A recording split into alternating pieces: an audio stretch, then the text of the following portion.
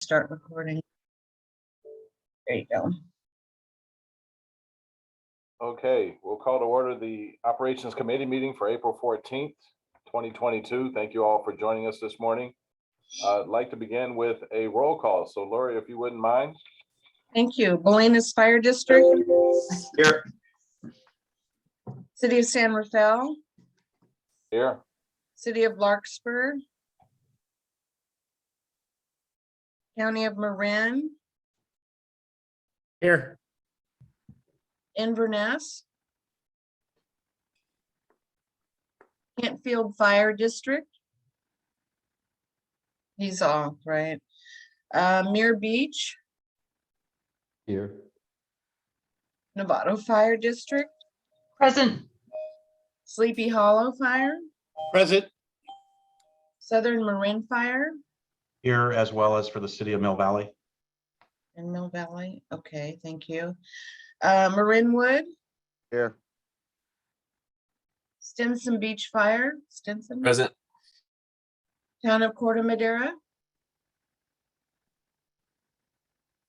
Town of Fairfax. Lori, would you mind checking to see if the number that just popped up, 415-669-1414, might be the town of Fairfax joining? They're in. If the town of Fairfax ends in 1414, will you please raise your hand and I'll move you over? Town of Ross. Present. And town of San Anselmo. San Anselmo's absent. We have 11, so we have a quorum. Thank you. And to raise your hand, it's *9. Oh yeah, I'm sorry. There we go. Thank you. Great, thank you very much. We're going to move on to item number 3, agenda adjustments. At this time, are there any adjustments that anyone would like to suggest for the agenda? No, seeing none. We'll move on to item number 4, public comments, open time for public expression. Do we have any members of the public who have joined us? Yes, there's several. Is there anybody in the public that would like to speak on items not on the agenda? Please raise your hand. I see none at this time. Thank you. All right, thank you very much. Item number 5, planning and program managers report, verbal report. Will that be you today again, Ann? Yes, that's me. Lori, would you mind allowing me to share my screen? Oh, yeah. There you go.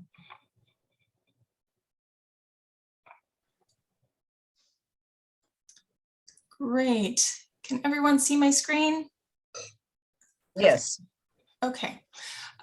Just very, very briefly, we have a lot to talk about today. I'll just provide a very brief update on a few things. First, staffing. As you know, the Marin Wildfire Prevention Authority only has 2 permanent staff members. We've been very lucky to have Lori helping us out as a contractor in a temporary position through Regional Government Services. But we are recruiting for a more permanent person to fulfill that role. So clerking, agenda preparation, things like that. We will be interviewing candidates coming up next week. We also are recruiting and just closed a recruitment for vegetation management specialists. This one is for the CHIPPR program, and that recruitment has closed, and we'll be looking into interviewing candidates for that position as well. And we'll start interviewing for a grants specialist. We need to return to the board to finalize this job description, but the grant specialist position, we will start recruiting for that soon, and that will help us distribute our grants to residents to do home hardening and defensible space. Please note that we have a couple more projects going to the board in April for environmental compliance being complete. And once the board approves those projects, they will be able to be implemented. One is in San Rafael and the other one is in Southern Marin. And then our next meetings, the ATC will be meeting April 28th at 10 a.m. one more time. That'll be their last meeting of the season. And the Operations Committee will meet again May 3rd at 10 a.m. And that'll likely be our last meeting of the season as well, as we move the work plan onto the board for consideration. And that's it for me. Any questions?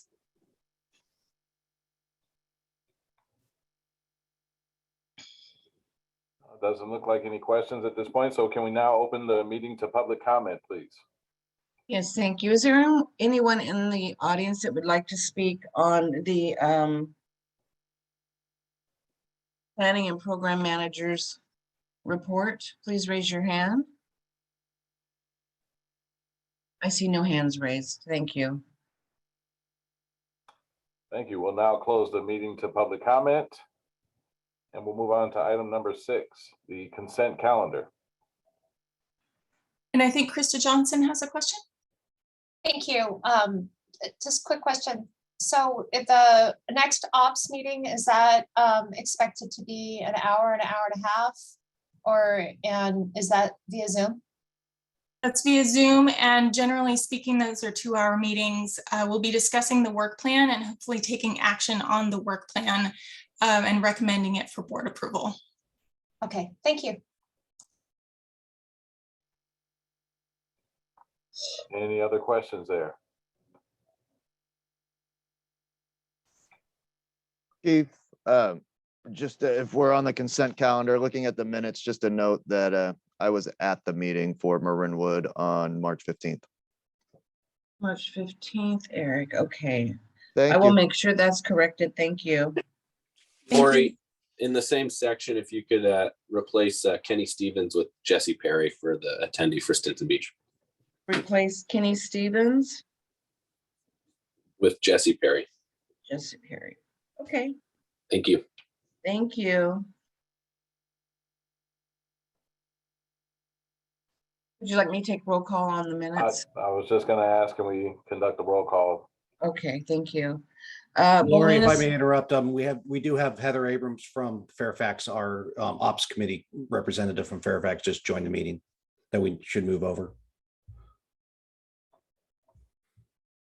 Sorry about that. And hi, Hamid too. You wanted me to move over, right? Well, he was Yes, in I place of Heather, so I think we could just move Heather over. Oh, okay, very good. I will take roll on the minutes with corrections to them. Molina Spire, Yes. City of San Rafael, Yes. City of Larkspur, County of Marin, Aye. Inverness, Yeah, Kentfield can you hear me? Fire. Oh, you are can you hear there. me?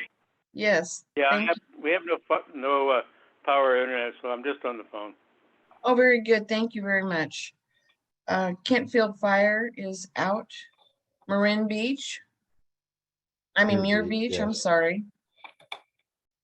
Yes. Nevada Fire District, Yes. Sleepy Hollow, Yes. Southern Marin, Yes. Marinwood, Yes. Mill Valley, Yes. Stinson Beach, Yes. Corte Madera, Town of Fairfax, Town of Yes. Ross, I'm sorry, Town of Fairfax is available, okay. Town of Ross, Yes. and Tennyson and Selmo. No, okay, they're not here. Passes by unanimous vote of those attending. Thank you. Thank you very much. All right, so item number 7, discussion items, the fiscal year 22-23 work plan draft proposals and budget considerations. Thank you so much. I'm going to start off and then I'll ask Mark to help out with this piece. So I'm sharing my screen. Hopefully you can see a page here with the item title. Let me know if you can't see it. You're good. So generally speaking, we're going to take the majority of our time today to discuss the work plan and where we are right now. I'm going to review the process. Mark's going to provide an overview of the budget. We're going to go through what draft proposals have been submitted, kind of at a high level, and I've invited a few folks from different zones to help with that. So we'll check in with the attendees and see who's here. And then generally the recommendation, we don't have to take a formal action at this time, but the recommendation now is to receive a summary of proposals submitted for the next work plan, provide feedback, and I would recommend to reconvene the finance budget ad hoc subcommittee to prepare a draft budget for the work plan. There's a lot of kind of in the weeds discussion to happen in terms of allocating the budget towards different proposals. And I think it's going to take a little bit of discussion and thought. And I think it'll be helpful to have the ad hoc subcommittee convene again. Generally, the process that we have taken thus far and that we have ahead of us is on the slide.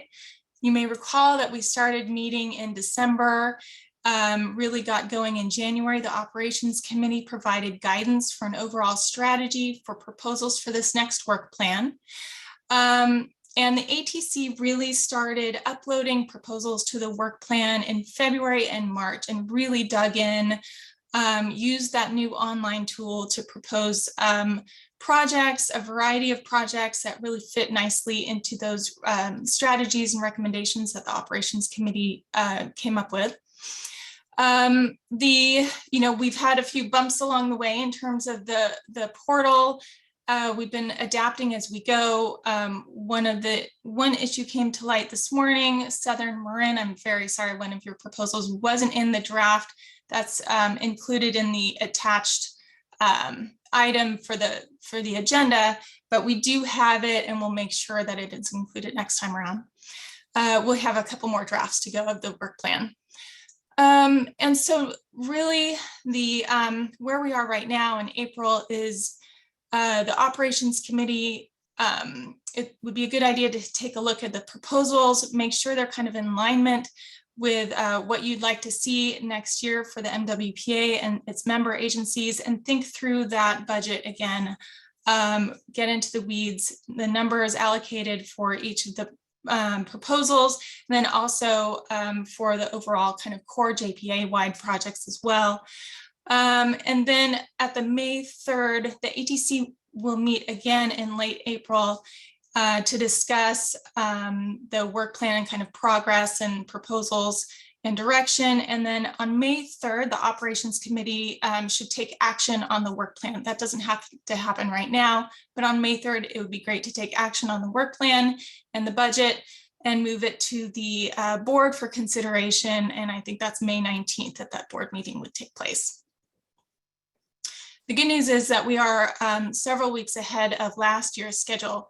So we're not scrambling like last year, but really have a little time to stop and reflect and make sure that all the proposals really reflect where we'd like to go. I'm going to stop screen sharing right now and invite Mark to give an overview of the budget so we can discuss that and keep that in mind as we think through the proposals.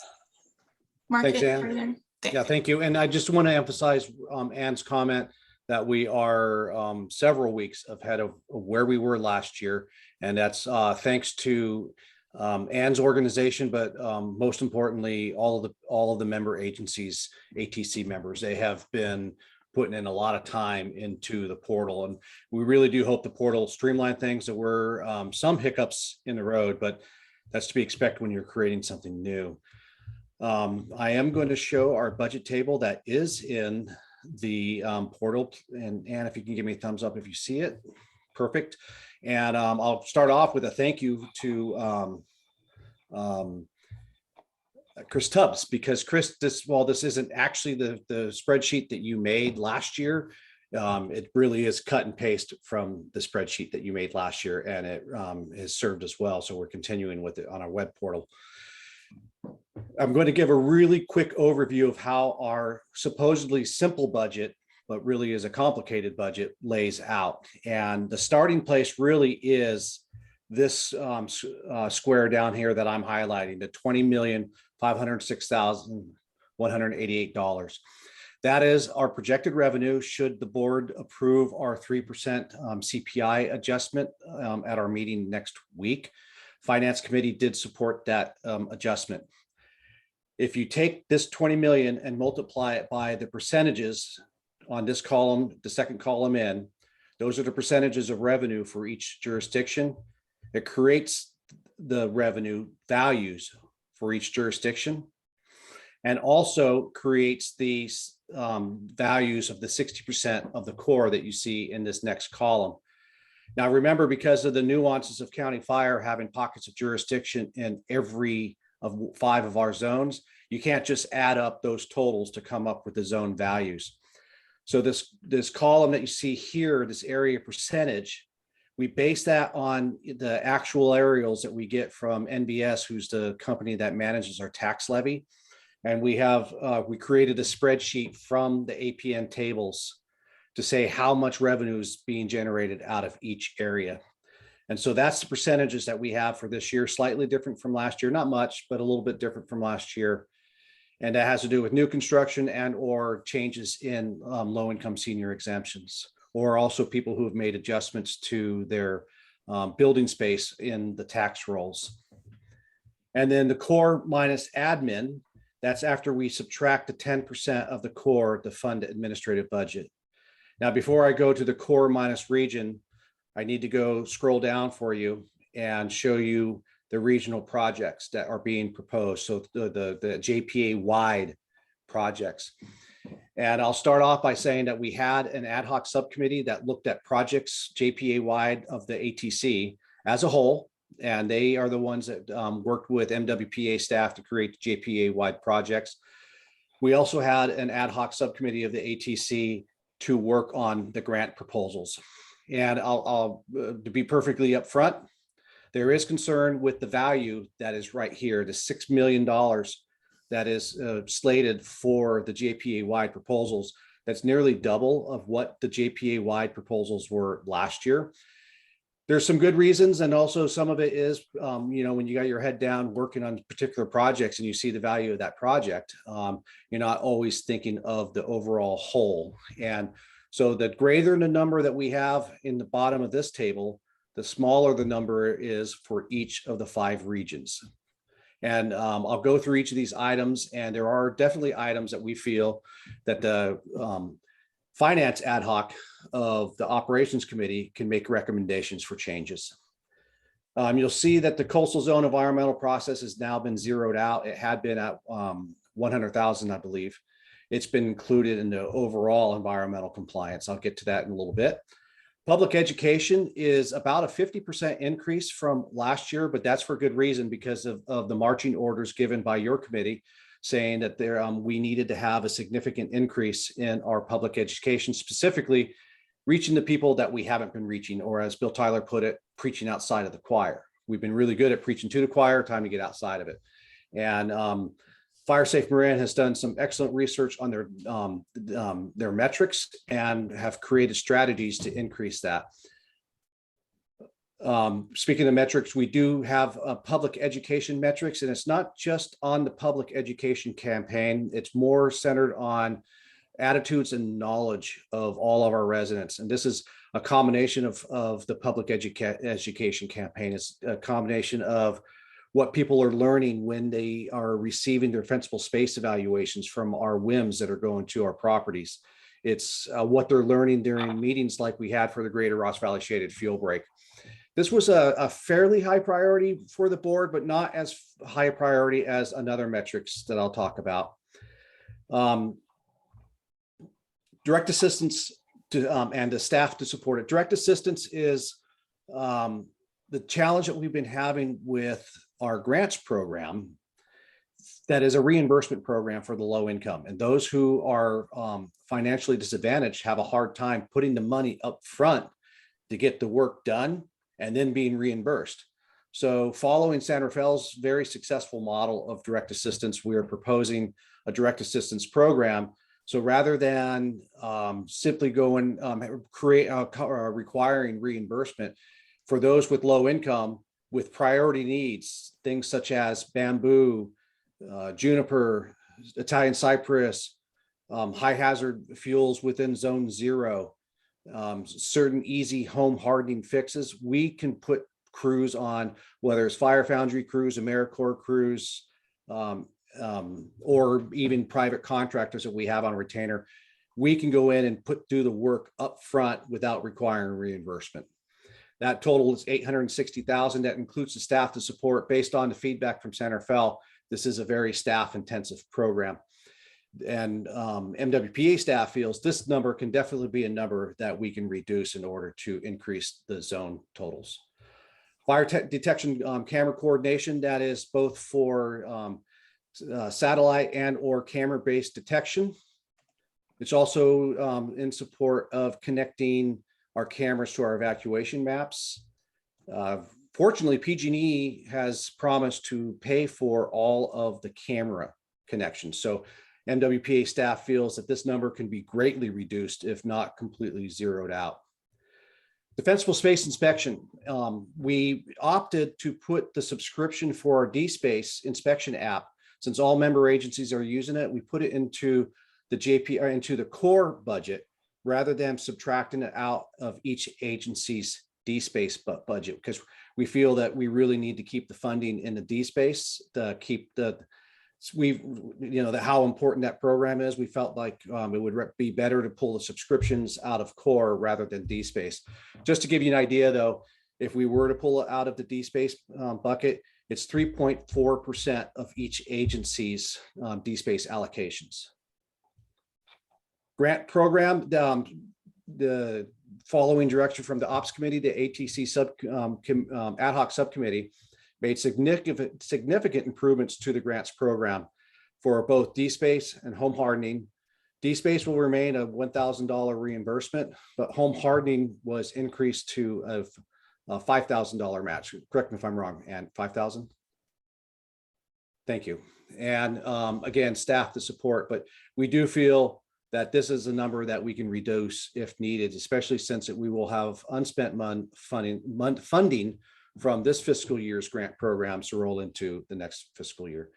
Zone Haven subscription was rounded up. We can bring that down to 75,000, but that's an annual subscription that we need to pay every year. And that is just for MWPA's jurisdiction, does not include the subscription for Tiburon and Belvedere. Here's the big change, and it's $1 million, and that is environmental compliance for the core projects and the coastal zone. And rather than pulling 10% out of each project in the individual cores, we are proposing that we just have a fund for all of the environmental compliance. We would track where the environmental compliance is spent, so we know what share each zone is taking from that. But this also includes biological surveys and other surveys that need to occur, which was not part of the original 10% that we had before.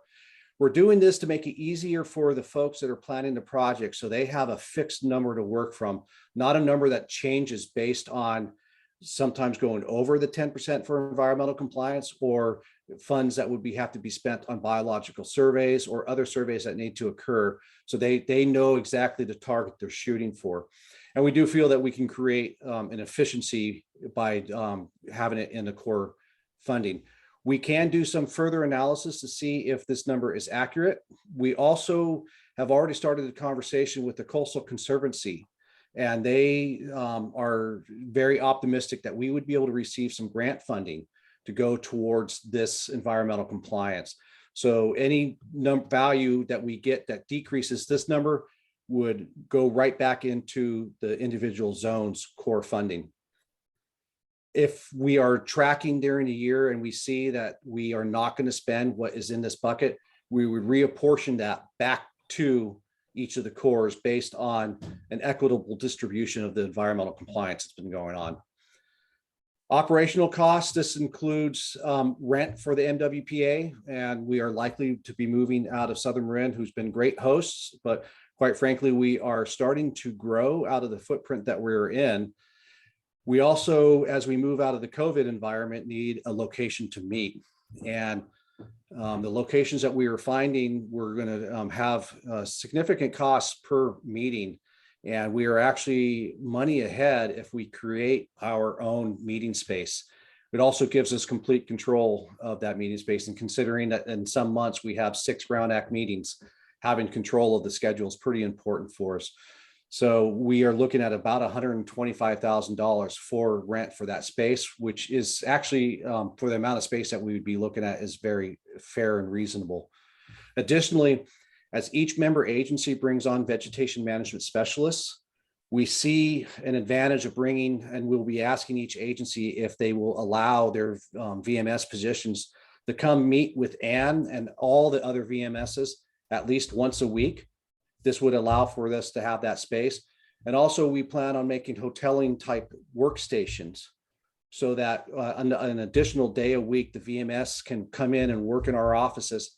And that'll help coordinate the individual member agencies with the MWPA as well as between all of the member agencies. It also, the operational costs also include training costs, research and development and contingency costs, and also maintenance of our website and improvements to the work portal.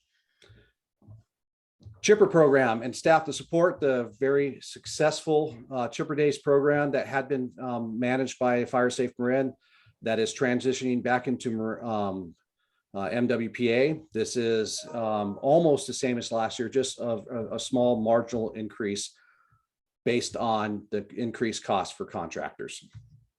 The Regional Wildfire Disaster Preparedness Coordinator, $43,000. That's MWPA's share for the disaster coordinator that's housed at Southern Marin Fire.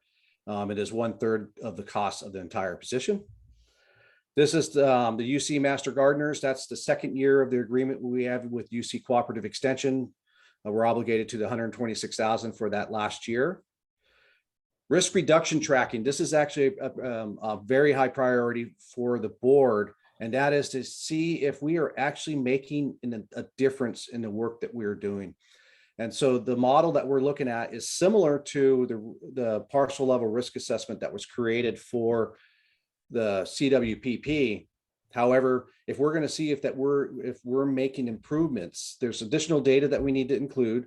We also need it more frequently than we publish the CWPP.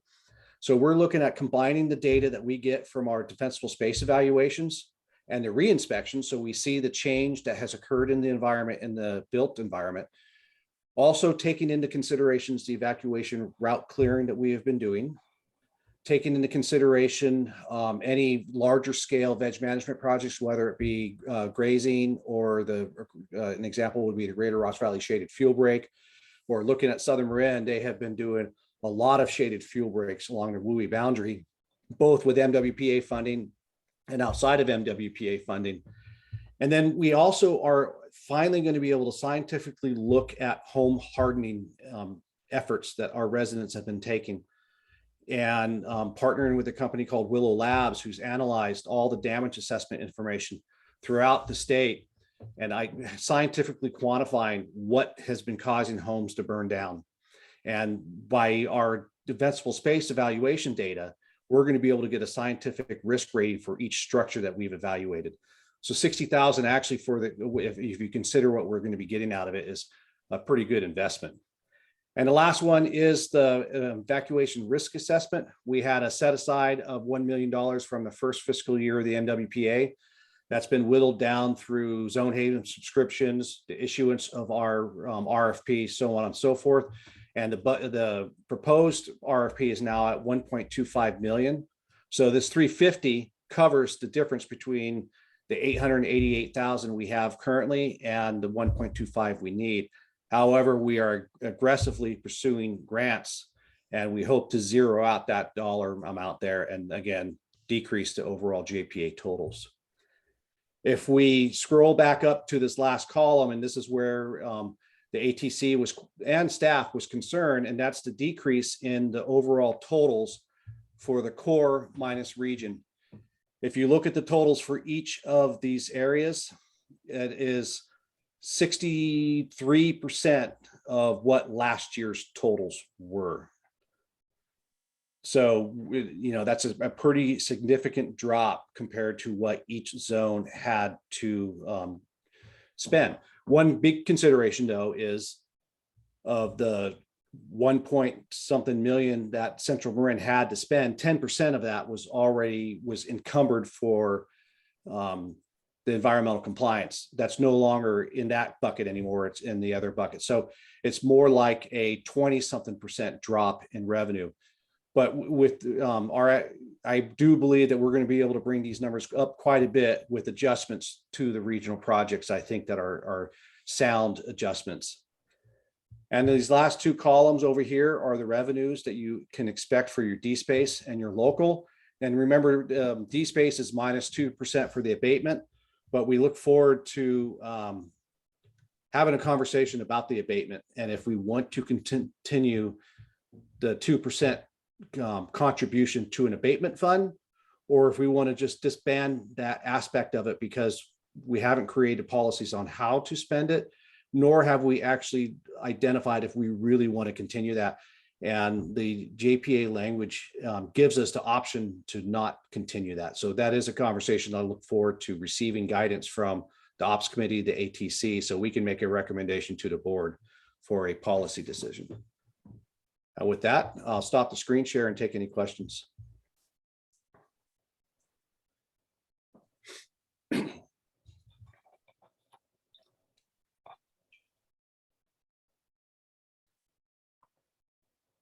Yeah, Darren? I do have a couple of questions regarding the list. Thank you for outlining and taking the time to be as comprehensive as you were.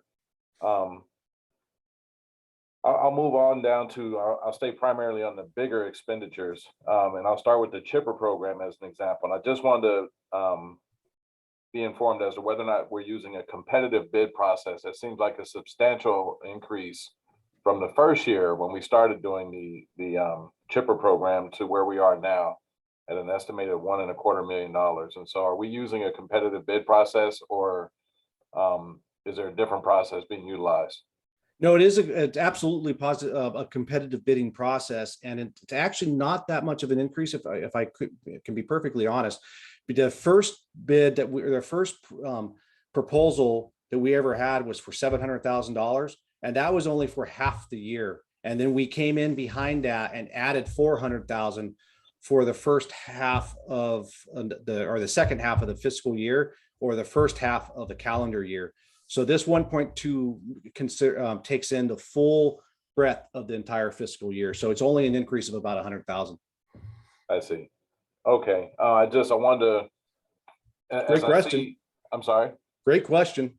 Yeah, no, I see, you indicated that, there could be some increased costs incurred based on what the chipper program or for instance, goat grazing and the pricing that may occur with that. And I just wanted to see what we could do to control cost, if anything, if at all, and also make it equitable at the same time for other potential individuals who might be able to provide services. And then the second was the grant programs and staff to support. You mentioned that there's a home hardening 5K match, and then there's $1,000 allocations. How much of the proposed amount here is going to be for the 5K match as opposed to the 1K offerings for grants? I'd have to, I off the top of my head, Darren, I'm sorry, I don't have that number. I do believe it's in the project proposal packet. Okay. Sorry. No worries. I'll take a look. And in addition, we have Charlotte Jourdain as an attendee who helped collect all of those ideas into one proposal, so we could ask her to respond as well. Okay. If you'd like. And the reason why I'm asking is I'm certainly interested in trying to see what we can do to manage these increases, because I see a substantial hit to San Rafael's core allocation. And as you can imagine, that impacts our ability to get a lot of things we want done. But I also see the value and acknowledge that, to be able to do what we can zone-wide and regionally is an important approach here as well. So I just want to do what I can to ensure we preserve as much of our core allocation, but also still be good teammates in this whole effort to ensure that we're drawing down risk. And what I can add is that I don't know the exact dollar values, but what we've done is figured out what our parcel target was for both home hardening and defensible space. And it's the same parcel target for each. And so essentially the home hardening would be 5 times more expensive than the D space, since it's a 1,000 versus 5,000.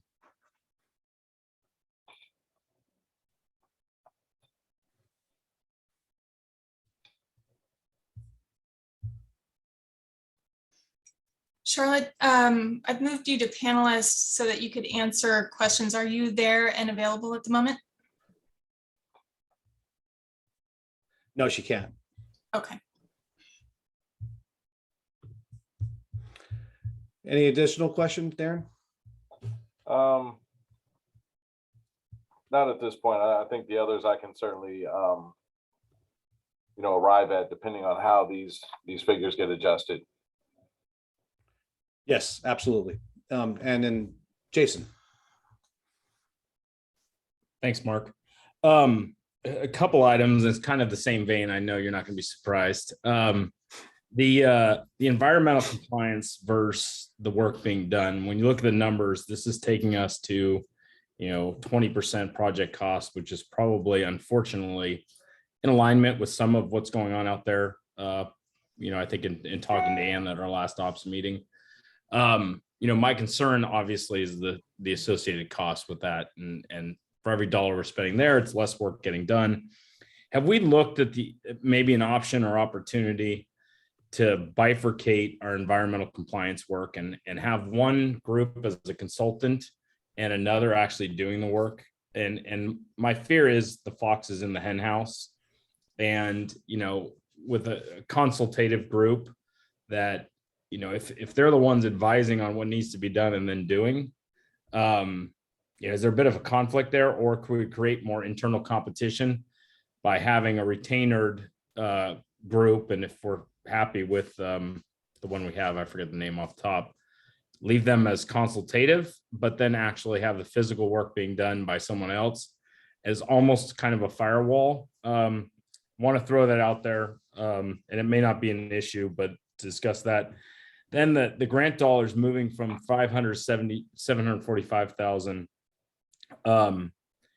It's parcel based. I get that. Are we utilizing the 500 now?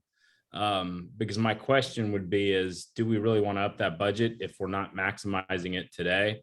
Because really what we've done is we're compiling another grant program essentially with the 860, I think it was, for direct assistance. And, I think I think Santa Fe's model and what we've seen, taking something to abatement can be so staff and time consuming. It costs you as much as just doing it up front. And if someone can't physically or financially accomplish the work, it's a great effective tool, and it helps an entire neighborhood, right? If that one property is a problem. But I'm wondering, instead of adding on, if we look at maximizing that program. But again, I don't know what you guys are getting for grant requests. I've seen some of the stuff with Ross Valley or the county come in, but if we're not hitting 500, maybe it's looking at shifting, but not adding on top, because now we're essentially got a grant program that's 1.3 million. So something I think we need to talk about there. Then the operational costs, I get the facility at 125, but that's also leaving for, 375 for other things, training, R&D. I think we need a little more definition there. Absolutely. On that piece. And then the master gardeners one is on there still. And I know that we did that for a 2-year trial or pilot. And I would ask if the return on investments there, with the work that we see with Fire Safe Marin and others. And again, it may just be my lack of direct involvement and knowledge, but I would want to make sure that, if we're making that investment, the ROI is there. Because again, I think that, when we put Measure C out there, our intent was boots on the ground and work getting done. And I think, that needs to be a principal focus with both the work plan and the budget. And I also recognize that a lot of these things are staff intensive. I just want to make sure we're not duplicating areas, and we're being as efficient. So those were my thoughts on the presentation, and appreciate you guys putting that all together. Let me work backwards on your questions, Jason, and then have Ann answer the first question. She's in a better position than I am. For the UC Master Gardeners, that position went unfilled for nearly 6 to 7 months of the initial year. So the question of our return on investment, I don't think that position's been in place long enough for us to really analyze that accurately. But I do know that Sophia's been doing quite a bit of work with our partners. Just it takes a little bit of time to get the traction going. The operational budget, I really do think that that's a place that we will refine it, the definitions of it better, but I do think there's a lot of room to move in that operational budget.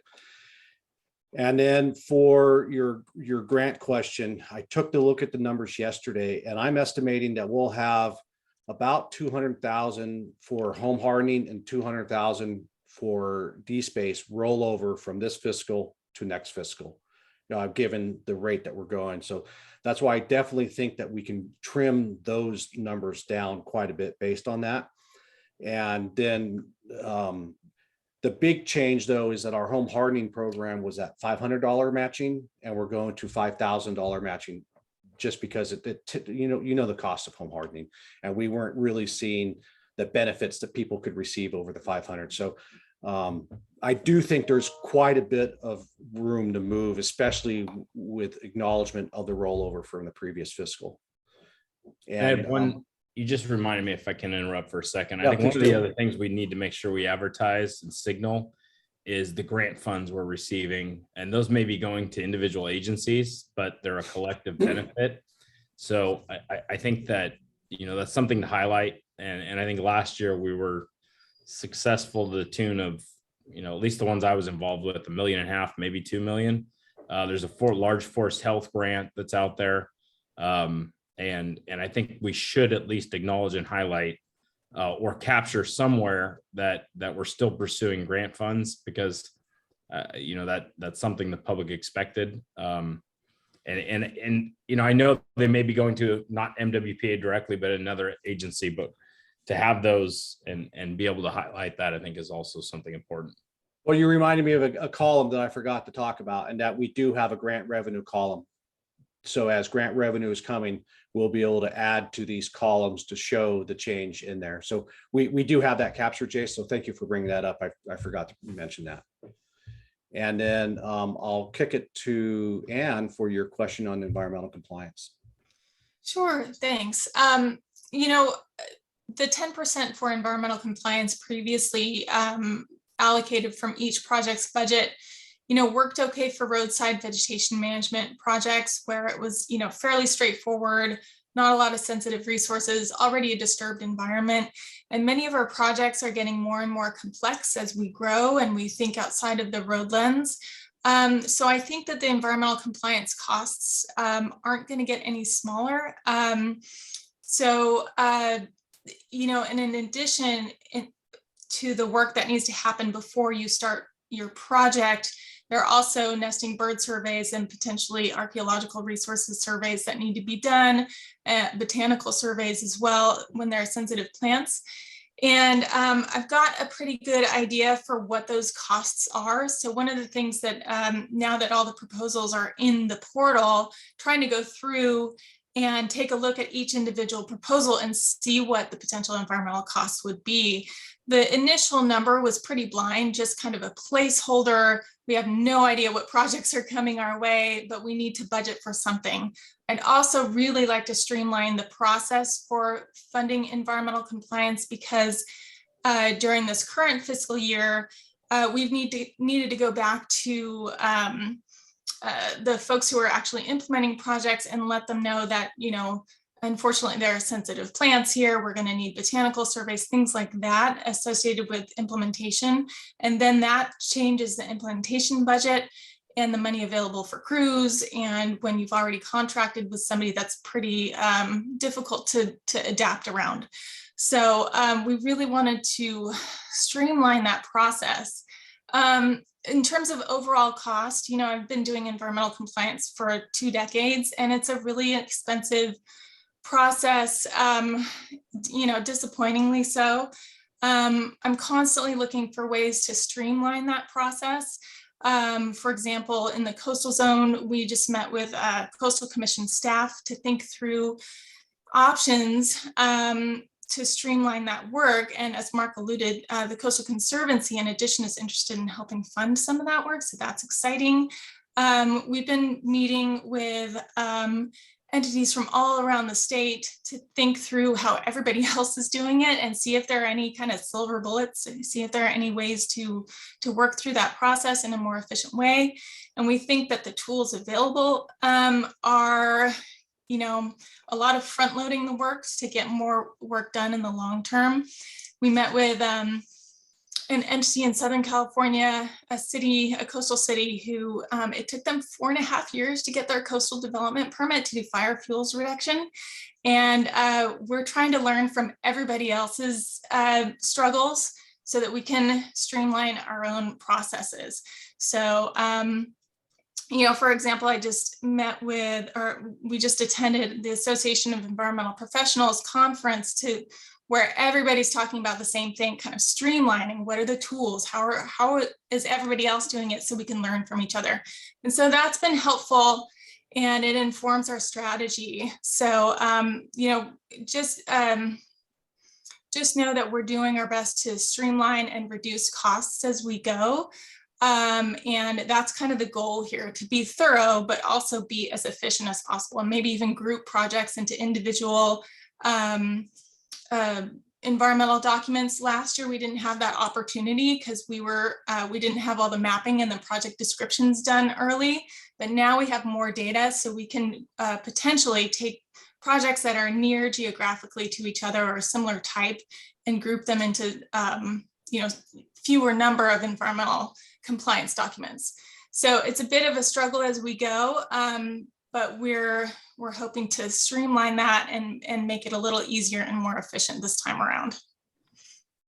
Thanks, Ann. And is there, any value, and again, not to torture you guys with more work, because you're running a lean machine, and I get that it's a staff capacity thing, but with having, a consulting firm on environmental side that is essentially your internal experts, and then another firm that's doing this stuff, kind of that separation, and it's separation of duties, if you will, but it could be more expensive. I mean, I don't want to suggest something that adds costs. It's really trying to create, I don't know, competition, if you will.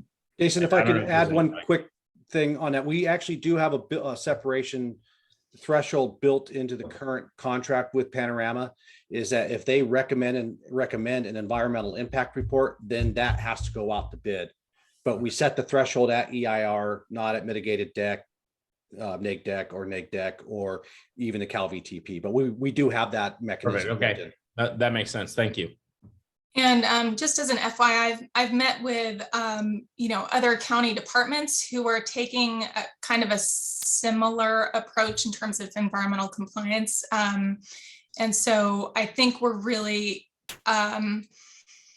in line or more efficient than some of the other neighboring counties who are struggling with the same issues.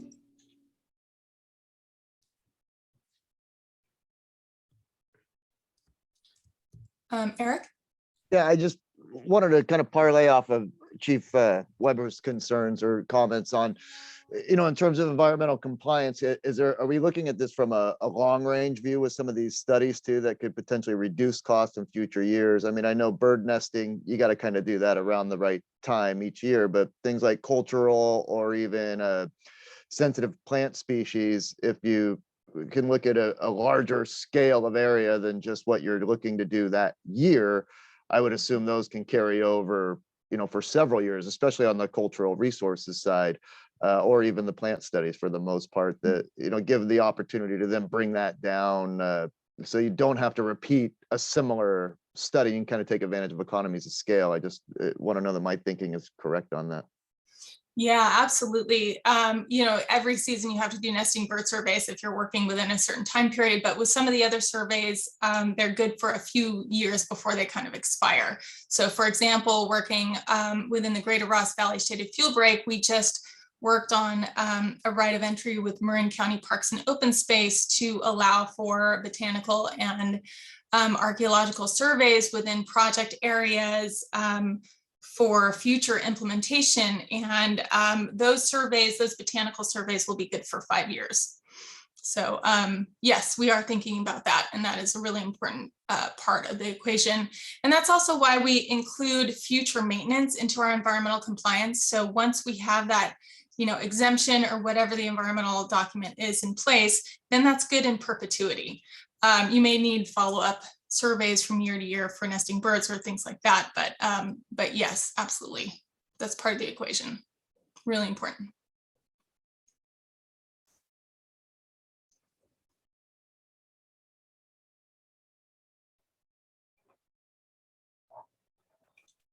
So do we have any more questions?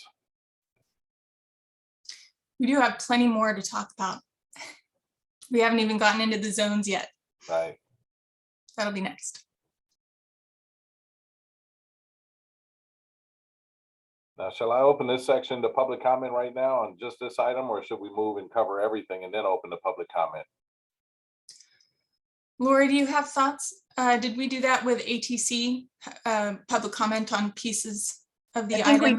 I think we did sections. Mhm.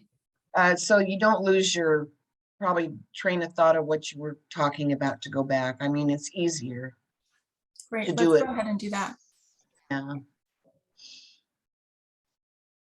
So can we please open it for any public comments on the budgeting piece we just covered?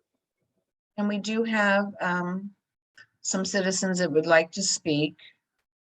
Rebecca Suggs. Thanks, Laurie. I have a question I prepared with a little bit of background about how the core funds are budgeted. In the JPA agreement in section 9B, it talks about as part of the 5-year review of the funding levels, at least 80% of the revenue generated by each operational zone should be allocated within the respective zone. And if this requirement's not met, then it must be remedied within the next 5-year period. I understand that to mean that the core money would be spent on core projects identified by the authority, budgeted and spent in each fiscal year. And then at the end of that first 5 years, you'd do a look back and say, did the money get spread over the zones according to each's fair portion of the revenue generated? That happens after the money's been spent.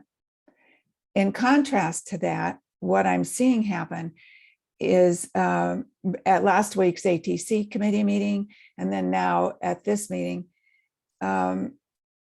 proposals on the spreadsheet that look like local zone work being checked off in the column for core. I've also heard some of the local zones fearing they weren't getting enough of their core funding to cover the proposed work for the year.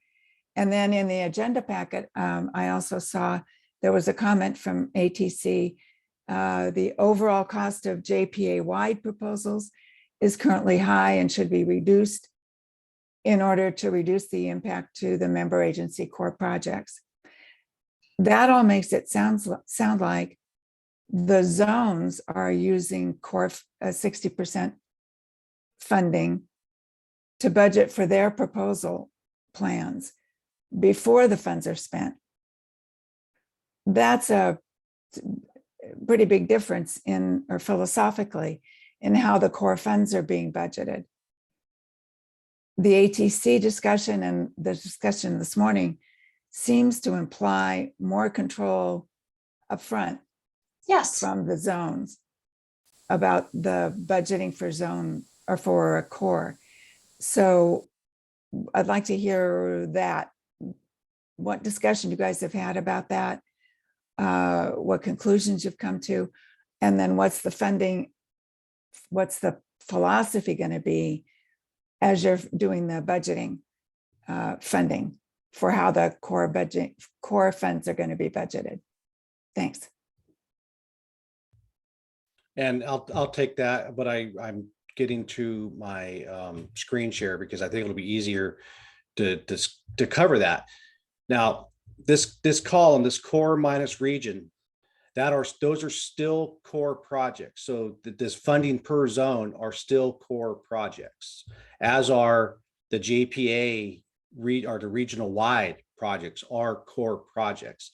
And as we spend, I'll use Chipper Days as an example. This is proposed as a JPA wide project, but as we expend those funds, we capture how much of those funds are spent through in each of the 5 cores. And yes, we do target the numbers beforehand, and you're right, it is a retrospective number, but we do have to give each of the zones a target to shoot for in order for their project planning. So that's why we have to have that up front. And these numbers do represent 100% of the value that's remaining. And we do that because the JPA wide projects may not exactly line out exactly to those proportions. So that makes it a little bit easier for us to ensure at the end of the day, at the end of 5 years, actually, we have the 80% number met. However, the operations committee can determine, you know what, we have a really big project in a particular core zone this year, and they could increase the funding for that zone. That's a decision that they can make as we work through this process. So I hope that answers your questions. If not, Rebecca, we can connect offline. And we really should avoid having a back-to-back dialogue at this time. Oh, sorry. Thanks. Stephen, I will allow you to talk. Go ahead, Stephen. This is Pam Meggs. I'm using Stephen's computer. Okay. Forgive me. This will be brief. I am one of the Sierra Club Executive Committee members. I wanted to thank Anne Krelock for her thoughts and bringing this together around nesting, but also hearing how you're looking at special species and doing that projection of 5 years out. I really appreciate it. I know I've been bugging people with those questions, so thank you. Is there anyone else wishing to speak at this time? Please raise your hand. I see no more questions. Thank you. Is that good? Mm-hmm. Okay. Well, it may be the appropriate time now to start digging into the projects that are specific to zones. We have a lot of projects that were proposed in each of our 5 zones. And this page that I'm going to try to screen share right now, hopefully you can see a document here, a spreadsheet or a table. So I think let's dig into the projects that are proposed as DSpace, local, and core within each zone, just going in the order of the proposals that were originally in a table, kind of an arbitrary order. Is anyone from Central Marin here and available to help present this? Todd Lando previously helped present this. Let's see. I'm not seeing anyone, Ann.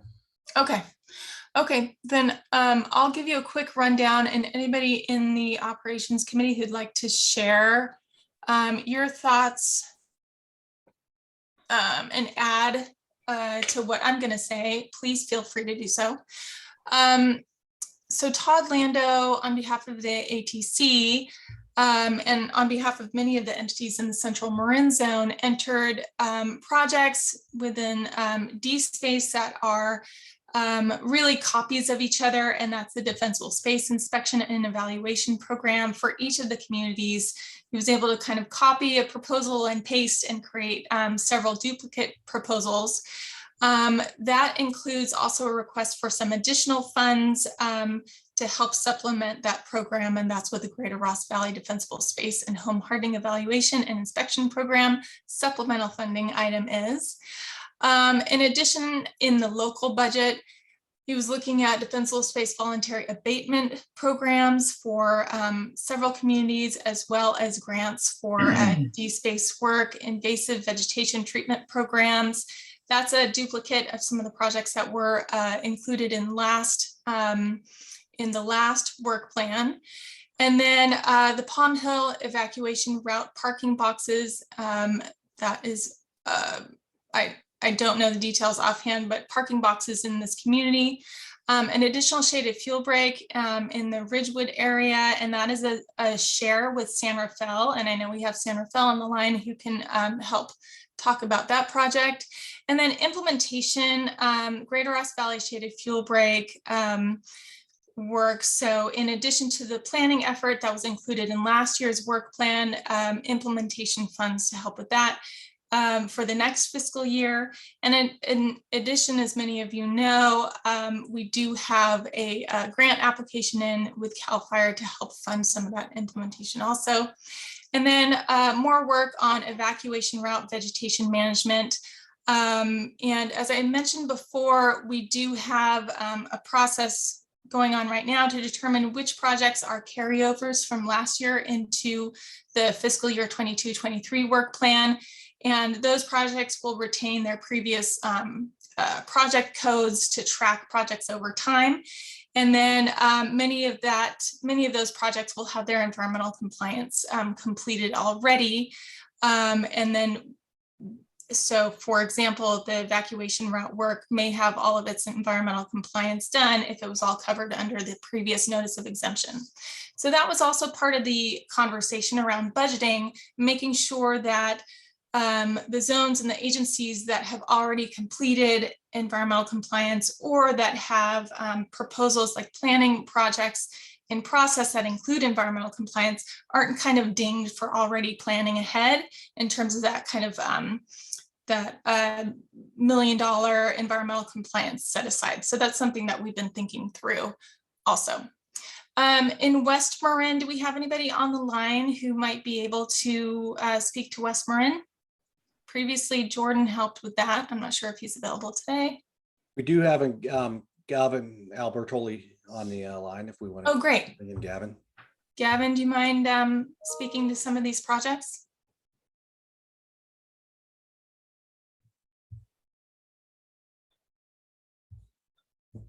Kevin, go ahead. Hey, good morning. Can you guys hear me all right? Yes. Thanks, Ann. So I can speak to a couple of the West Marin core projects and then a few of our Marin County Fire local projects specifically. So I'll start with core. The West Marin core zone evacuation route clearance is essentially a continuation of evac route clearance work in the West Zone that was started this past year. So using previous environmental compliance to continue that work. We dedicated a lot of that funding last year to environmental compliance, so we're hoping to get more actual work done into this next year. Then we have the Woodacre Ridge Perimeter Fuel Reduction Project. That's a boundary WUI fuel reduction project along 12 privately owned parcels. This one's kind of at the border between Central Zone and West Zone, and is essentially a shaded fuel break project.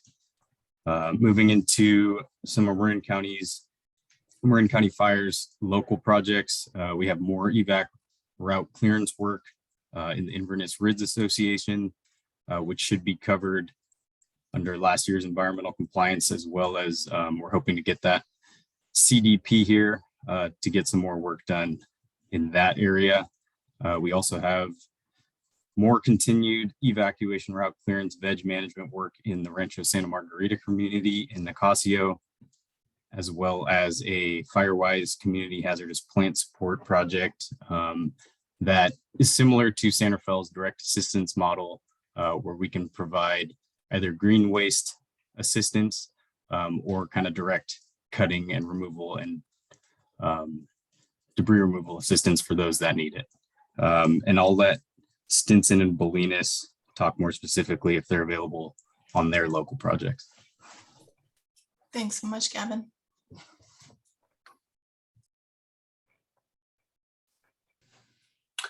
Jesse Perry here from Stinson Beach. We're going to be doing defensible space with some defensible space budget. High-low sirens still might be trying to get that over into the West Marin Core, but that essentially is going to upgrade sirens from all the West Marin fire agencies to high-low capabilities to assist with evacuation warnings. And then we're continuing our fuel break in the highlands of Stinson Beach with some local funding. And George Krakauer here from Bolinas. We're going to be doing our standard DSpace inspections as well with the DSpace money. And because of the coastal work in the coastal zone, we're going to be putting in for a piece of equipment for hopefully future project work. And that's it. Thank you so much. Yeah, we do. We had a productive meeting with the Coastal Commission, certain staff members recently, and we have a meeting coming up tomorrow with county staff on the coastal development permit, or CDP, as Gavin alluded to. Thank you both. Any additional discussion on West Marin before we move on to Novato? Or maybe we should wait in terms of procedure and discuss Novato first. I think Mike Swayze is here as an attendee who can help speak with to the Novato projects. Is that correct? That is, and he's as listed as WMA at NovatoFire.org. See if we can move him over.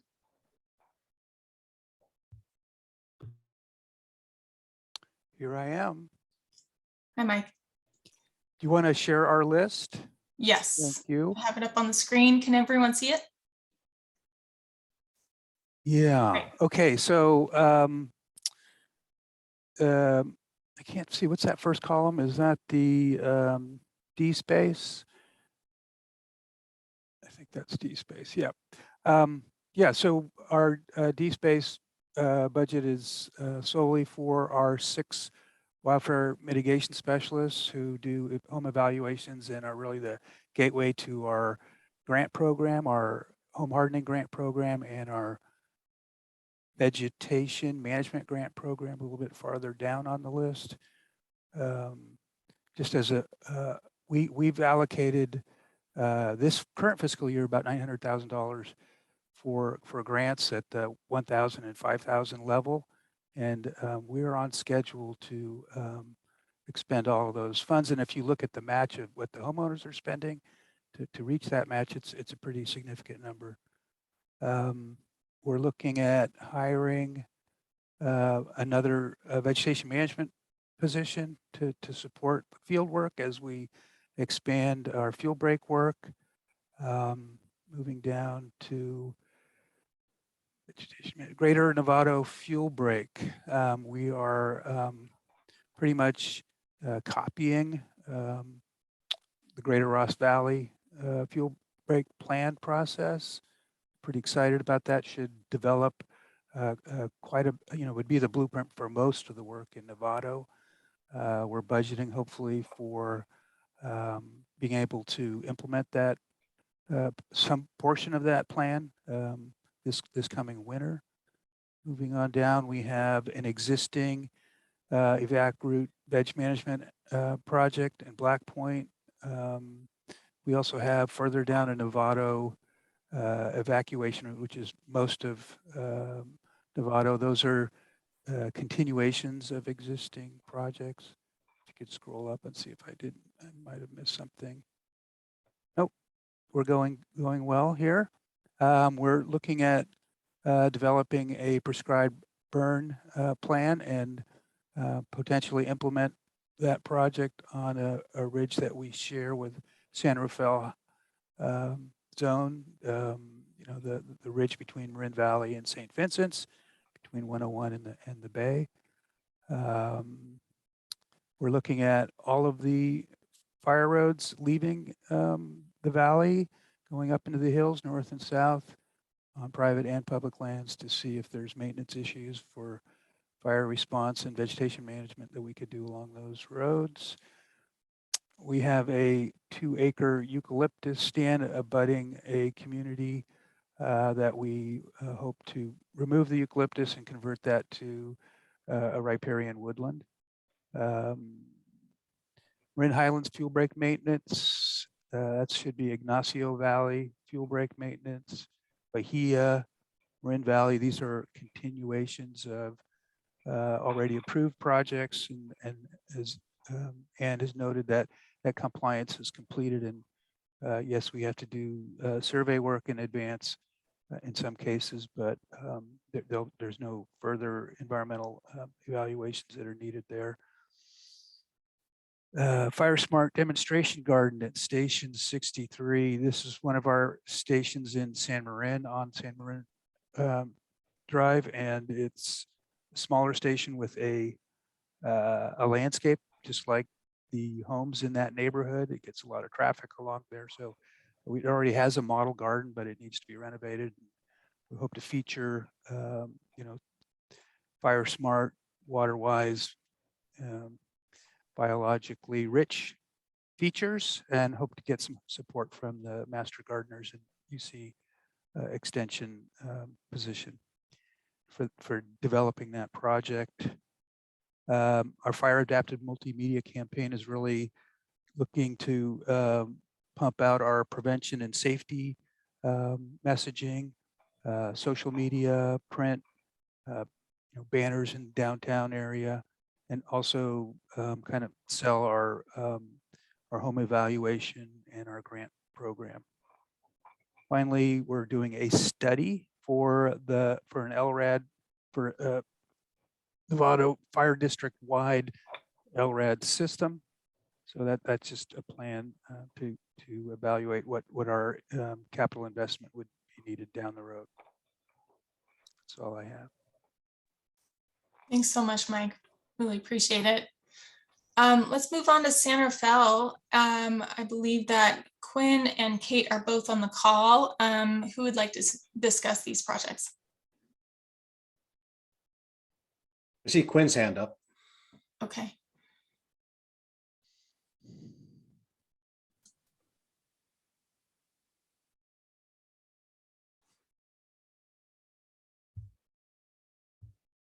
Quinn, are you able to speak? There you go. Perfect. So I'll run through these. Our D-Space program is similar to what everyone else has mentioned. So we just did kind of one big project that mainly is all of our inspection staff, and then of course incidentals like technology, fuel, uniforms, things like that. Our local budget, we've tried to keep pretty flexible, especially kind of understanding that we're not entirely sure what our core budget's going to be. So there is some staff costs in there, all related to MWPA work, as well as the continuation of our police ranger program, and they patrol our open space looking for illegal encampments and other ignition sources. So we're able to reduce the risks of potential ignitions that way. We're also looking at using some local funding for restoration work. So we've spent a lot of time in the last year removing things like juniper and things like that, but there's erosion concerns, environmental concerns, habitat concerns. So we're looking at putting in some adapted landscape, as well as some signs that I'll talk about in a different project. And then we're keeping just a bucket of money just for small, kind of what we're dubbing responsive projects. So when residents inform us of a situation we might not have been aware of, or something smaller pops up, we have those funds to be able to address it, assuming it's a wildfire risk and not some other type of complaint-driven thing.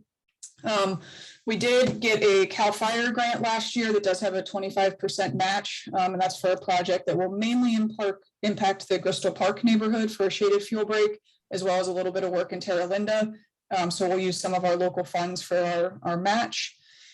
Marinwood, shaded fuel breaks and fuel reduction work for their local funds as well. And then we dive into more of our core budget. And I would just preface this with saying we built this list off of our anticipated about $2 million core budget. So as Mark showed earlier, there's potential significant cuts here. about 70% of this work represents on the ground physical changes to the environment. And then about 10% of it is evacuation related. We put a lot of money this year into evacuation work. And so you're kind of seeing a little bit of a, taking care of different priorities as we move forward. So last year we did our staffing per project, which was just pretty cumbersome. And we've got staff dedicated to all these core projects. So that's that first line item, is just making sure we have the staff to manage all these various projects. And then our direct assistance program, which I'm glad to hear some other zones have seen our success and are interested in pursuing something similar. We've been able to help hundreds of residents through this program. And so we've got some additional funding directly for that available again. The educational landscaping. So this is somewhat of a demo garden concept, but we're shifting a little bit more from a residents must come to our location to we're going to try to do a lot of kind of mini educational landscaping, which will include signs similar to kind of what you see for the drought tolerant landscaping. Those purple signs is kind of moving towards like a fire adapted landscape, as well as kind of like nature walk, boardwalk signs that we can just put in places we know we're reaching people and kind of catch them where they're at. Our public education outreach and engagement, we've got staff dedicated doing a lot of that direct outreach. We get tons of requests to do trainings and visits or be at events. And so some of that is dedicated to supplies, to have those engagement materials, as well as other kind of social media presence and some other things similar to what other folks have mentioned. The Ridgewood project, which as you mentioned, and is a combination project that's mainly a large eucalyptus grove, right kind of on the Terra Linda, one of the Terra Linda ridges. So this year it's the planning of it. So it will be a large scale potential timber harvest, as well as we need to look at topical treatment to prevent growback. And so this year will be a lot of planning, and we're excited to do that as a collaborative project. And then our D-Space fuel reduction phase 2. So we've done, San Rafael's got a lot of very small open space parcels. So we've lumped a lot of those together, and anywhere that we own land that is within a property owner's defensible space zone, we want to make sure we're doing our part. So that's what that phase 2 is continuing that work in some of the areas we weren't able to get to this year. And then we've got our evacuation route, veg management, which is a continuation of the work we started last year. We do think we've got the bulk of it will be completed this fiscal year, but there's going to be some other areas and of course changes in vegetation. So that was a relatively small pot of money in our overall core budget to make sure we could continue to improve evacuation routes. Our grazing program, and that does include Marin Woods grazing areas as well. So most of that is our pretty standard grazing areas. We've added a few acres in places that we've been able to treat. So already kind of moving into maintenance mode with some of the grazing. And we expect that to continue more into the coming years as well, as we kind of shift from initial treatment in areas and then using goats to maintain them. And then we are looking at an LRAD system specifically in China Camp at this point. And we do see that as a zone project, particularly because the China Camp campground has very poor cell reception, is in a valley. It's working in a lot of out of visitors that might not be into our alert notification systems as it was. So that's a project we're considering and working on with State Parks, who is supportive of the concept. And that would be the first LRAD in the San Rafael zone. And then we've also got some funding set aside, listed as debris disposal there, which is a combination of some additional chipper days. So we've been running chipper days outside of the designated large scale chipper program. So we do about 2 a month with great success, and that keeps us very responsive to residents, as well as helping with the debris disposal for any of our direct assistance programs, as well as volunteer broom pull days. So we're really excited about, we've got multiple groups across the community that are volunteering their time to pull the broom. And so we provide the debris disposal as well as lend out weed wenches and things like that. So it's a great community partnership that we want to continue to support. The West San Pedro fuel reduction is a eucalyptus grove right along the 101 corridor, kind of across from Terra Linda, I guess, north of Dominican, south of Santa Venetia. where we do have a history of some illegal encampments as well. So we're working with Caltrans on that, but the city does own some of that land. So this is our initial treatment of the land that we own. And then the hope is in the coordination that we're working on with Caltrans is the following year, Caltrans will come in and treat their area as well. So we can keep that corridor safe. And then the fire road projects continue, and that's phase 2. So we've been doing a lot of work along our fire roads. One, to make sure the fire roads remain safe and accessible in places firefighters feel comfortable going to suppress any fire that starts. But they also double as shaded fuel breaks and fuel interruption zones throughout the open space. So that work will continue. Thank you so much, Gwen. Really appreciate it. I believe we have Jesse Fagoni here to speak to Southern Marin. So let's see if I can move him over.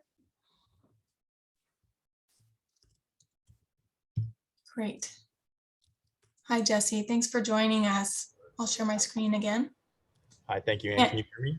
Yes, can hear you just fine. And again, in addition to those projects in this table, there's also another LRAD project proposed for the next fiscal year, and we'll just make sure that that gets added back into the table and work plan overall. Go ahead, Jesse. Great, thank you. So D-Space inspectors, that's pretty straightforward. We're looking to continue our inspections in targeted areas and enforcing our local ordinances. Vegetation management project coordinator, as you're well aware, managing these large-scale fuel reduction projects and programs through local and core does involve a lot of work. So that's why we're pursuing that project coordinator. Hazardous tree removal. These are targeted areas inside the city of Mill Valley.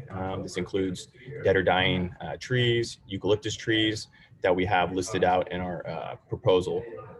Evacuation maps is more or less public education and providing residents with information on what to do for evacuations and where to go.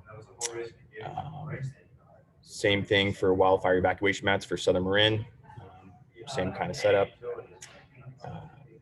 Hazardous tree removal for Southern Marin also.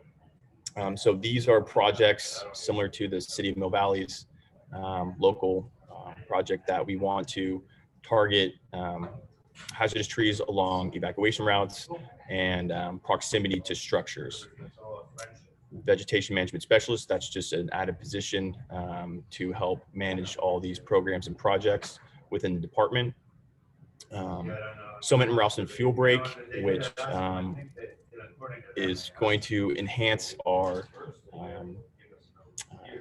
fuel breaks that we're looking to do along our district's boundaries. And that's a very vulnerable area. It's considered to be the very high to high severity zone.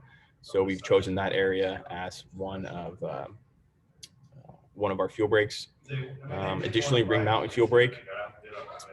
This is same kind of setup. We're looking to reduce fuel for homes that are adjacent to these open spaces and more or less provide risk reduction in these areas.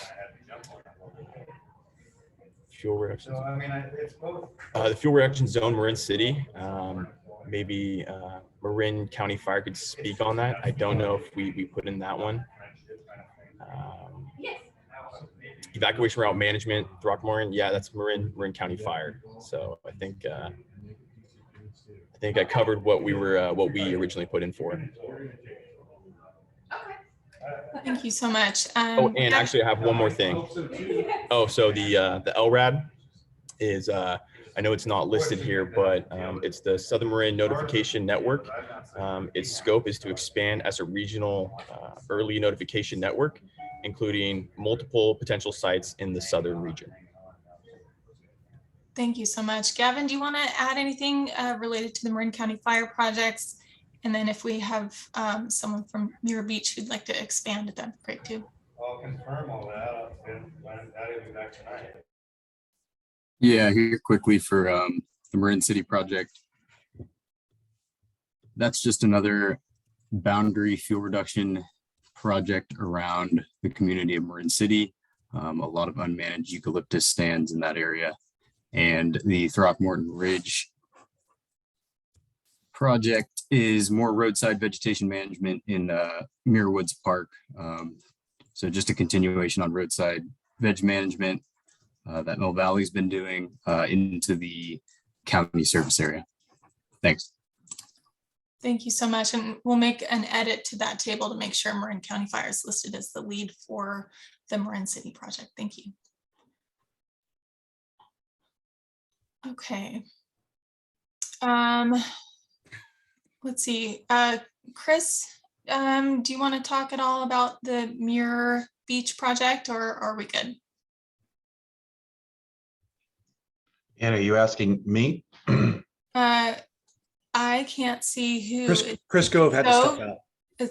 Oh, okay, gotcha. Okay, then let's skip that one. And then, our last section we covered mostly, and that is the JPA wide projects. But I want to invite Rich Shortall to talk a little bit. I know he has some additional information around the public education work and metrics. And so, Rich, would you like to speak to that? Great, thanks very much. I'll share screen. Oops, I need the screen share permission. You should be good. Okay, great. All right, everybody see that okay? So I'll go through this pretty quickly and I'll make it available if anybody has wants more detail about it later, because I know we're running out of time here. But I just wanted to give a presentation on how we do keep metrics for public education projects. There's a lot of talk about metrics and studies. We're absolutely data driven here at FireSafe Marin. All of our programming is based on what we learned about our metrics. And if you follow our program, you see a constant evolution of it, because we're trying to reach more people and we're trying to be more, find more ways to be receptive. So this is just talking about the first quarter of 2022. And one of the reasons we picked that is this is typically a very slow time of year. People are a little bit less interested, not following the wildfires the same way. But here's some quick summaries. So we reached, just in those 3 months, 148,000 people through just FireSafe Marin's distribution channels. We also have 60 plus partner agencies that help amplify our outreach. And then in the Adapt Wildfire campaign, which is in the Marin, IJ, and other places, is additional outreach beyond that. I'll talk more about that in a minute. So this is an example of what the 148.1 thousand looks like over 3 months. Website visits, Twitter, Facebook, Instagram, newsletters. YouTube is surprisingly popular. If you haven't been on there, we literally have hundreds of videos on there that are very popular. We're finding the shorter ones are getting more interest. And this 148,000 represents what they call impressions. That means somebody actually saw it, an individual saw that. That's something we follow very closely, and all of these formats have analytical feedback how it works. The way we get news out, we have our newsletter, we do a lot of additional emails, we have a lot of meetings with partner agencies and so forth. We do in-person presentations at times. We are doing some paid advertising now, a lot of social media. That's been a big increase. We don't just have a monthly meeting with our 77 Firewise communities, but we interface with them pretty often. And then we do have a lot of community partner agencies that we interact with, and they help amplify our messages. So here's an example of the type of messaging we put out. You know, the ADAPT campaign, or Chipper Days, or the Wildfire Watch, or this is a new one, Alert. This is about Alert Marin versus Nixle. It's in Spanish and English. Vents, Ember Stomp. This is just a sample of some of the stuff that we create, we put out, and then our partner agencies amplify that, putting it out through their own channels. This is the type of analytics that we get. I won't bore you with lots of time on this, but I thought it was kind of interesting that the percentage in this quarter of new users, 81% of the website visits were for new users. So it's a sense that there are a lot of people are getting engaged and coming in and getting involved. It's not just the same old demographics all the time. This is how the social media is analyzed. So again, impressions means that somebody actually saw it. So in those 3 months, there were 56,000 impressions across Twitter, Instagram, and Facebook. What is really interesting is engagement.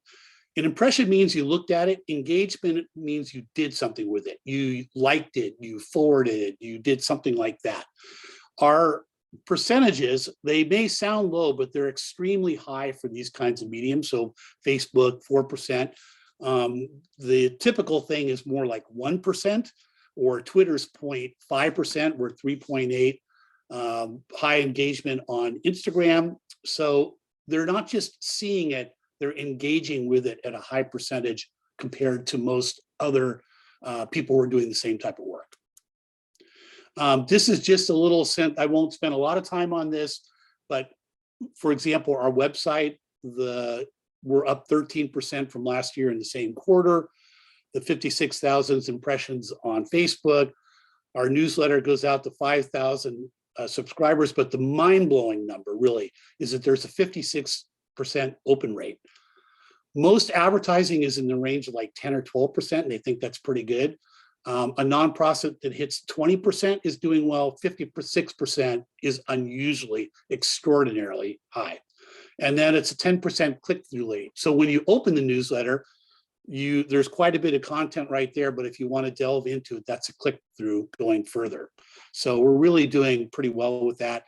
And then I'm always surprised at how popular YouTube is. Picture that 489 hours worth of video was watched just in the first 3 months of this year. That's 40% over last year, and a lot of it has to do because the content is new, more interesting, shorter, targeted better. These are just an example of some of the themes. We don't keep doing the same old stuff. So every month we're doing different things, and this is a sense in which we are responsive to our audience. We are using our metrics to determine what the programming should look like, what people's interests are, and we're adapting the message as the season goes on. This is an example of partner agency. So all those numbers, 148,000, this and that, and all that stuff, that's just what FireSafe Marin does. But our FireWise leaders further amplify our messages. There's 27,000 people in FireWise communities that are out there. We regularly provide information to the public information officers in the county. We are working with the DSpace Inspector program. We provide the materials, and I think as this next round comes up, at least certainly with Central and West Marin, there'll be more interface with them to help get the message out. Each of the MWPA agencies is receiving all of our messaging regularly in packages, which is designed to go out in an e-newsletter or social media, whatever. It comes in all these different formats. The County of Marin has been very helpful with their social media team, board aides and whatnot. You'll see us on all their Twitter feeds and whatnot. And then we have a bunch of community organizations. I'll just give you an example. One like Marin Center for Independent Living is just an example of that. Lots of them. We send the materials out for them. Northern California landscapers, et cetera, and then they're out there amplifying the messages. And then our partnership is growing with the NRGs, and it's been really helpful having the new emergency coordinators like Miranda Miller and Central Marin, and now Elaine Wilkinson. We are now regularly meeting with them, and I think you'll see more partnership between NRG and FireWise. This is just, I'm going to go through this real quick, an example of kind of what they do. So these are, District 2 puts out this message, or Marin County Twinner amplifies something else. We the Marin County Parks. This is just an example of things that you'll see on their feeds that were actually created by us and don't go into those larger numbers that we created in the metrics of outreach. It's Town of Fairfax, San Rafael. And if your agency is not amplifying our messaging, let us know. We are sending you information, and it's really helpful to put it out. But you see how this is all getting amplified. So the outreach is really substantial. District 1, Southern Marin, et cetera, et cetera. So that's what the partners do. By the way, this was a new thing at the Marin County Parks. This was really interesting.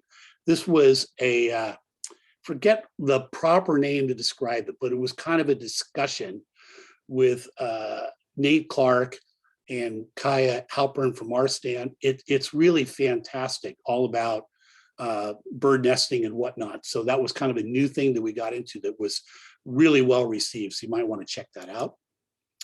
And then I didn't talk about the IJ, and hopefully all of you seen our advertising the IJ. So this stuff is all over it in many different formats. You can see how it's laid out in different ways because there's different digital formats that it appears in, and it is appearing in there pretty regularly. I did wanted to point out one thing if you haven't seen it, something that they call, this is an example right here, what they call a native ad. So when you click on that, it takes you to further content that's really, is kind of interesting. So if you see one of those, give a click on it and see where it takes you. And then I won't get into this a lot of detail, but this is how extensive the digital ad buy is, and the Facebook ads, and including half-page print ads in the Sunday IJ and so forth.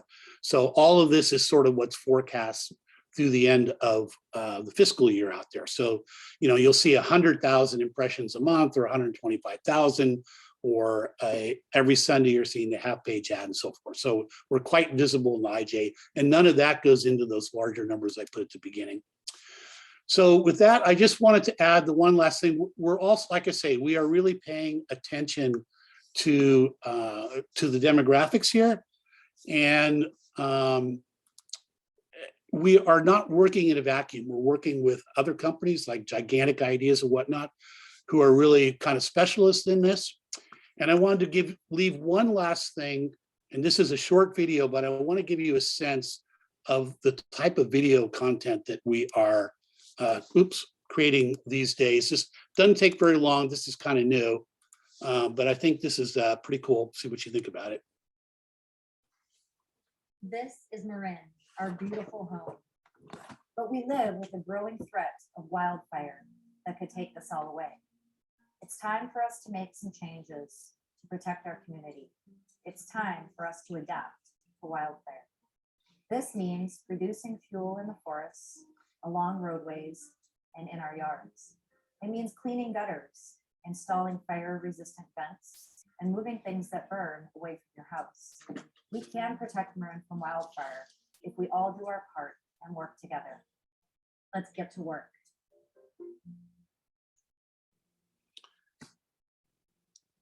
So that was just a short one. I didn't want to take your time to show some longer ones that we created with the same thing, with more people involved, more diversity in the audience and whatnot, but it gives you a little sense of what I think is the professionalism of the product we're trying to put out. So with that, be glad to answer any questions.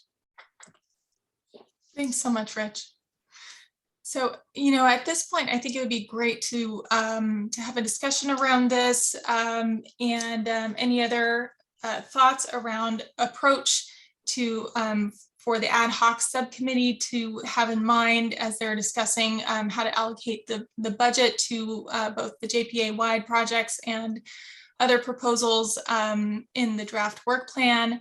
As a reminder, the Finance Budget Ad Hoc Subcommittee includes Darren White, Dan Schwartz, Bill Tyler, Chris Tubbs, Jason Weber, Mark Pomey, and Dave Donnery is invited as well, although I'm not sure he's available. But this group, I'm going to be finding a date in the very near future for this group to meet and discuss in more detail. So any discussion, questions, thoughts now would be great.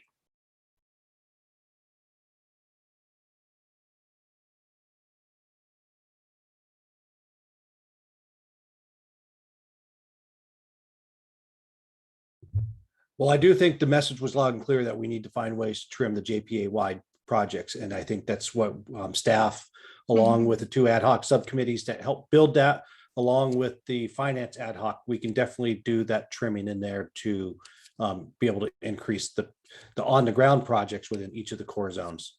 Mm-hmm. Yeah, absolutely. And, you know, if you'd like, I can, it's in the staff report, but I can also summarize some of the other input that we received from the ATC during the last meeting.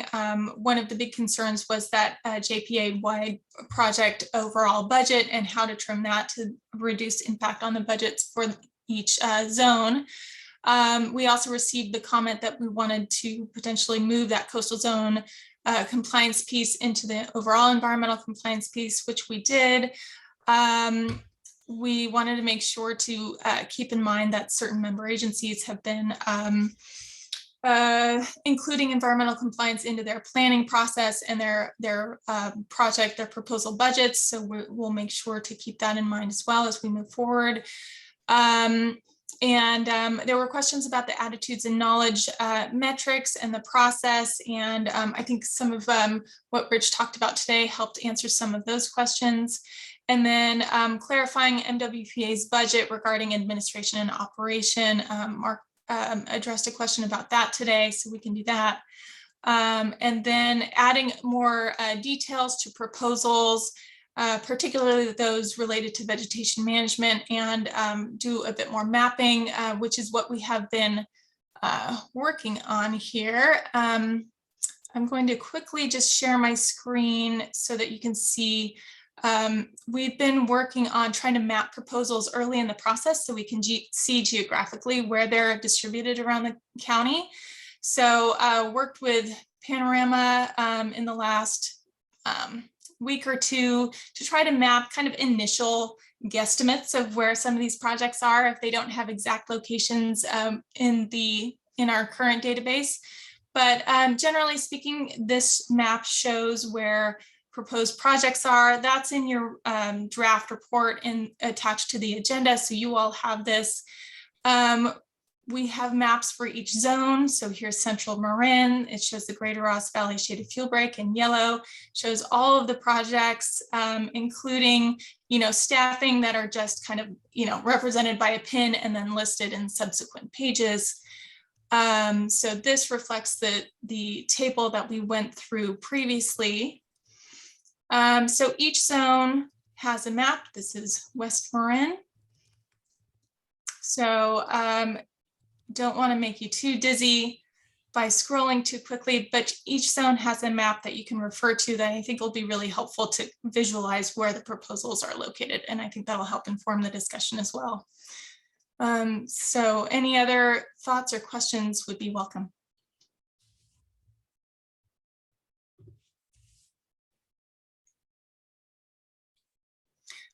Otherwise, we do have a couple of updates from other committees on the agenda, and we don't have to take formal action currently, but we can work on just scheduling that meeting with the ad hoc subcommittee and taking in all the input that we received today and from the ATC and incorporating that into the approach for finalizing the work plan and budget. We want to go to the public, and yeah, I think so. Is that okay, Darren, with you? Absolutely. Okay, thank you. At this time, if there's anybody wishing to speak on these work plans, would you please raise your hand and you'll be noticed?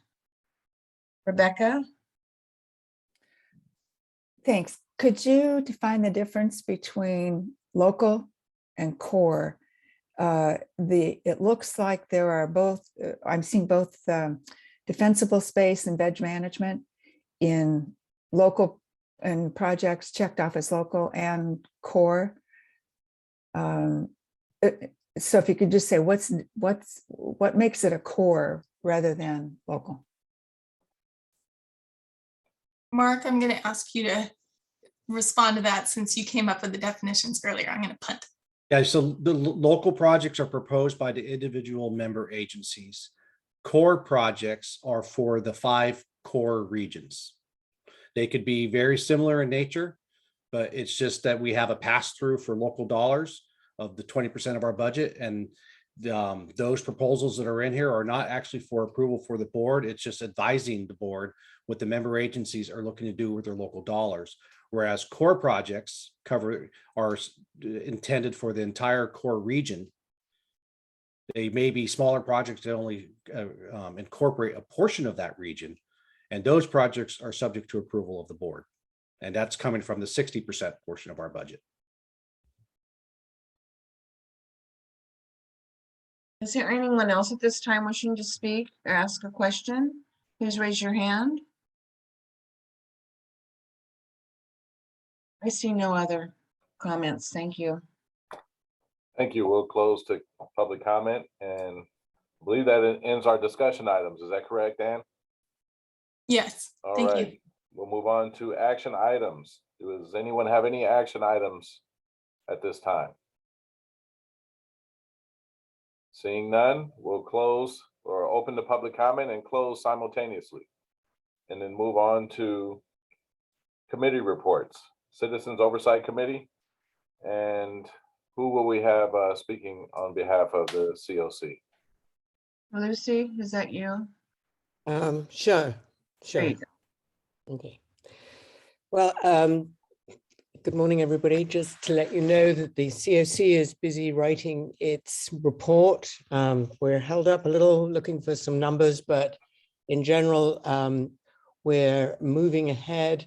We are trying to decide whether to wait for the audit, and we think possibly we might go ahead without. But in general, we're getting what we need, and we will be issuing our report soon-ish. That's the best I can say. Thank you. Okay, that summarizes the report. Then we'll ask for, we'll open it up for public comment. Anyone at this time wishing to speak on the Citizens Oversight Committee? Please raise your hand at this time. I see none. Thank you. Seeing none, we'll close it to public comment and move on to the Advisory Technical Committee. And will that be Lynn or Mike, or will that be Ruben Martin, which I don't see Ruben right now? Who will be speaking with the advisory technical reporting? Lynn, are you able to provide an update? Otherwise, I'm happy to discuss. But I can go ahead and do that. I'll change my hat. So we had, we didn't have a quorum at our last meeting, but we did, I'll keep this short, just review like we did today, the members' projects for each zone, as well as had a discussion regarding the ESP report. Unfortunately, we did not have a quorum, so we were not able to vote on anything in our action items. So we're going to have another meeting at the end of this month and a report, unless you want to add anything, Anne. I would just add, that was great. We went through the proposals, we discussed the ESP document and the modifications that were made to it per ATC comments. And so we'll be hopefully taking action on both of those items on the 28th. Mm-hmm. And then the operations committee will see both of those items on the 3rd.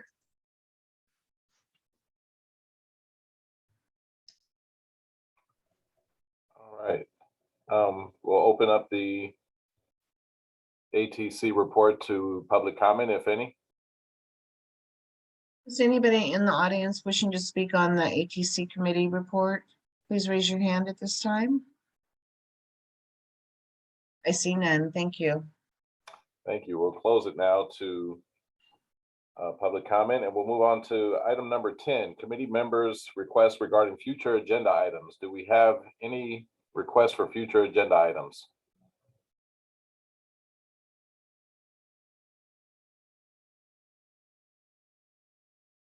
And seeing no requests, we'll open it up to public comment. Anyone in the public wishing to speak on future agenda items for the operations committee? Please raise your hand. I see none at this time. Thank you. Okay, we'll now close it to public comment, and we're at the end of our meeting at adjournment. And so I just want to thank everyone for their participation this morning and all of the hard work that's gone into trying to get us to this point in time, from Mark and Ann and Rich and Lynn and staff in general, and all those who contributed this morning in one way or another with providing summaries of the projects and everything else. We really appreciate all this effort, and looking forward to a finished product here in the near future that we can move forward to the board. So thank you all. And at this time, we'll end the meeting. We'll adjourn. Thank you. Thank you. Thank you, everyone.